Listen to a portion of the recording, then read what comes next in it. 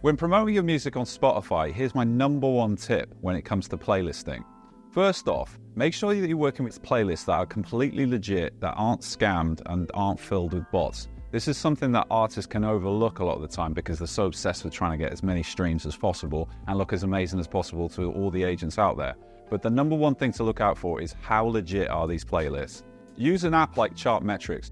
Chartmetrics is brilliant when it comes to looking at the history of playlists and how they've grown over time.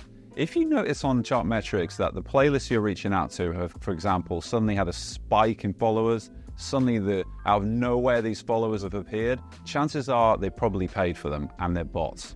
This is a red flag. Avoid this at all costs. If you get placed on these playlists, you have the risk of having your track taken down or even worse, your profile removed from Spotify. Best thing to do, make sure there's a nice organic growth on those playlists and you know the followers are genuine. In this day and age, I know there's an obsession with numbers and looking great, but really, what are you trying to achieve? The best thing is to really focus on building fans, people who are going back to your track, listening more than once.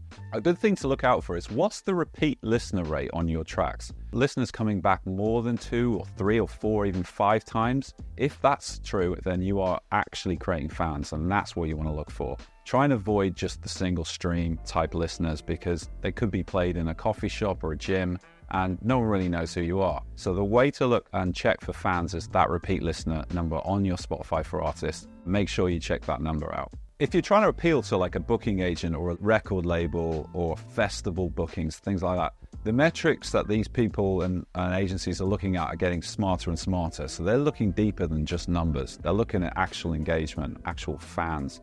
So that's why it's really important to pay attention to those metrics. So just to recap, the big focus here is focus on quality, not just quantity. Quantity can be at the damage to quality if you don't get it right. So if you'd like to learn more, click the link below for a free consultation and we'll be in touch.